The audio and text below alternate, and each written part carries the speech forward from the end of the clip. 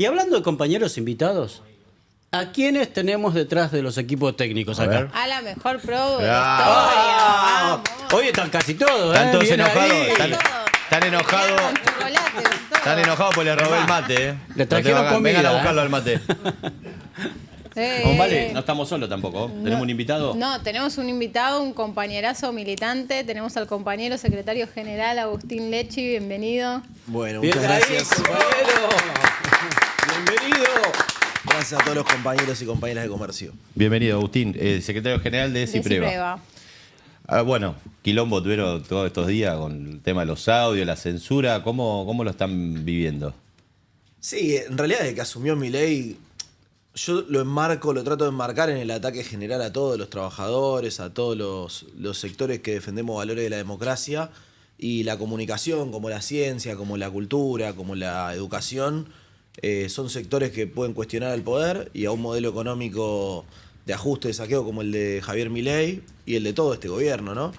Y esto fue por ahí lo más crudo, lo que veíamos recién en el video de Patricia Bullrich, contradiciéndose con lo que habían pedido ellos mismos, queriendo allanar las oficinas del stream Carnaval y a los periodistas, a los comunicadores, a los supuestos dueños de ese stream, de ese canal. Nada, es algo que no tiene precedentes en la democracia argentina. Y la cautelar que sacó ese juez esa tarde, Marianello, que tiene múltiples motivos que uno lo pueden hacer pensar por qué saca esa cautelar, que no va en contra de toda la jurisprudencia argentina, europea, de Estados Unidos, del sistema interamericano de derechos humanos. Es decir, contradice todo lo que plantea nuestra Constitución y cualquier sistema jurídico democrático, republicano. Bueno, sería casi gracioso si no estuviésemos viviendo lo que vivimos, que es corrupción, fentanilo y muertes, todo un montón de cosas que tiene que explicar el gobierno y que no explica, entonces quieren desviar esa discusión y pelearse con los periodistas. ¿A qué se debe, claro, el ataque ese sistemático que tienen desde que asumieron a la prensa, ese de callar voces? Sí, silenciamiento y yo creo que también una política para su núcleo duro. Como no pueden resolver los problemas económicos del país, los agravan. Tienen una política para su núcleo duro que es estigmatizar a la prensa, a dirigentes sindicales, a dirigentes políticos. Bueno, lo que vimos ayer durante todo el día con la construcción y lo que vimos la semana pasada en la pseudo caravana, digo pseudo porque era medio también tragicósmica en Lomas, después en Corrientes y ayer en Moreno, generando una construcción, una operación para victimizarse, ir a lugares donde saben que son repudiados. Bueno, yo creo que es parte de eso, ¿no? De, por un lado, disciplinarnos, silenciarnos y por otro lado, cambiar el eje de la discusión pública. ¿Que cuál debería ser para mí el eje de la discusión pública? Bueno, la corrupción de este gobierno, las muertes por fentanilo, decía antes, los audios de Españolo y los audios de Karina Milei, que evidentemente los comprometen, porque es un gobierno que además de ajustar a las discapacidades, además de ajustar a los jubilados, absolutamente desprolijo y que está sucio por todos lados. Agustín, bueno, en parte de lo que estamos viendo, además del silenciamiento, también hay que decir que constantemente los trabajadores de prensa son agredidos en todos los móviles, independientemente el móvil que sea. Permanentemente están sufriendo violencia institucional, también de las fuerzas, digo, y esto históricamente, la verdad que se defendió, pero ahora se normaliza, ¿no? Hay como un proceso permanente social que empiezan a normalizar estos hechos de agresiones a periodistas, ¿no? Sí, totalmente. Y es un desafío no naturalizarlo, justamente. Lo que le pasó a Jorge Rial, a Ibi Cángaro y a Mauro Federico es parte de una escalada que tiene como antecedentes, y lo decía Jorge Rial el otro día en Diputados, cuando estuvimos este martes por la noche, en una comisión de libertad de expresión que se armó ad hoc, que la convocó el vicepresidente Cristian Castillo del Frente de Izquierda y muchos diputados de Unión por la Patria, del socialismo, de la coalición cívica, porque la presidencia, que la tiene la Libertad Avanza, no convoca desde hace un año reuniones de esa comisión. Lo que planteaba Jorge Rial, decía, cuando arrancó, la verdad que estuvo muy bien, estamos acá también en nombre de Pablo Grillo. Pablo Grillo el 12 de marzo, fotógrafo, fue atacado casi de muerte gracias a los profesionales del hospital público del Ramos. Hoy está vivo, pero la verdad que esa noche y ese mismo día, yo lo planteaba ahí, así como estaba Pablo Grillo en el hospital Ramos Mejía, estaban en el hospital Español, 2 compañeros de Crónica TV que habían sido baleados con bala de goma. Tuvimos compañeros que fueron golpeados, como vos contabas antes. Digo, la represión de los miércoles, en el marco de una represión a la protesta, de un protocolo que nosotros tenemos presentado un amparo en contra de ese protocolo como sindicato. Bueno, que buscan, así como nos buscan silenciar a quienes ejercemos la comunicación, buscan que el pueblo no salga a la calle, que es algo inevitable con este modelo económico y social. Así que bueno, también hay que enfrentarlo con acciones judiciales, como les contaba. Nosotros presentamos un amparo en contra del protocolo, hemos hecho denuncias al Ministerio de Seguridad que conduce Patricia Bullrich por su violencia hacia la prensa, por sus ataques, y también con acciones gremiales y políticas y con la unidad del movimiento obrero, con la unidad con la sociedad, que nos parece fundamental para encarar esta etapa. Bueno, de mi parte, Agustín, quería reconocer algo, ¿no? Porque en todo este tema del intento de silenciar a la prensa, uno ve una línea en todos los periodistas, independientemente de sus líneas políticas, ideas, dejando de lado la objetividad o la independencia que a veces se habla, ¿no? Pero cada uno somos subjetivos en nuestras ideas. Pero vemos en casi todo el ámbito de los periodistas la misma línea, la defensa del derecho de la prensa a comunicar, a hablar, a no ser censurada, el respeto a la Constitución referente a los derechos que tenemos de la prensa a informar, y nosotros como consumidores también, fuera que nosotros estamos ahora de este lado, la gente, la ciudadanía tiene el derecho a recibir esa información, que es el primer damnificado cuando se trata de silenciar a la prensa. Pero veo en todos los periodistas la misma línea, esa defensa, y uno puede ver desde el sindicato esa línea de defensa corporativa de todos, pero corporativa no en el mal sentido, sino en el buen sentido de la palabra, que es defensa hacia la ciudadanía a ser informada, ¿no? Y eso es un rasgo que quiero resaltar acá en esta mesa, ¿no? Que el sindicato, independientemente de todas las líneas políticas que tengan los periodistas, todos alineados en la defensa colectiva, que eso es muy bueno.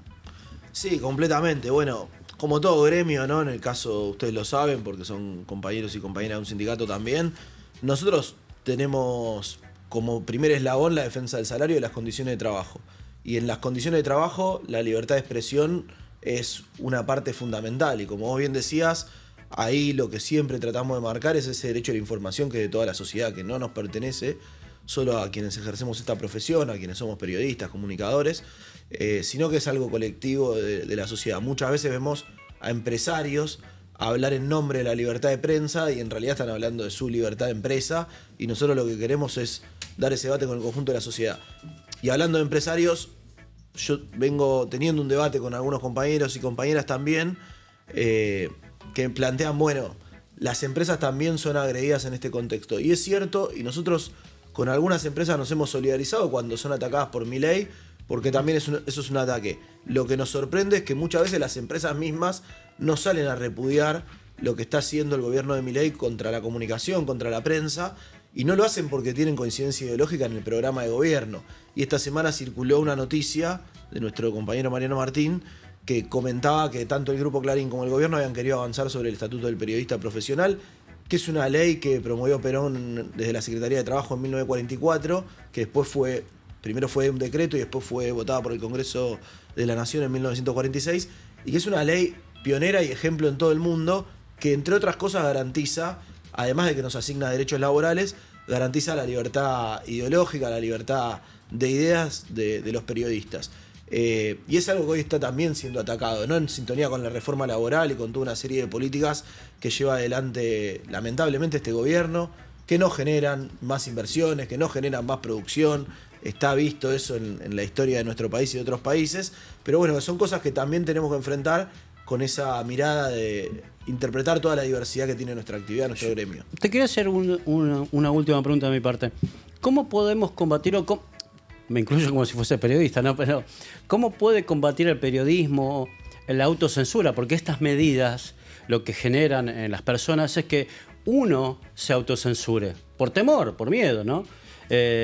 ¿Cómo podemos combatir o cómo ustedes desde el sindicato pueden combatir eso? Porque al fin y al cabo son trabajadores que tienen un sueldo y estas medidas del gobierno, estos avances hacia los derechos de la información genera que uno se reprima en lo que tenga que informar.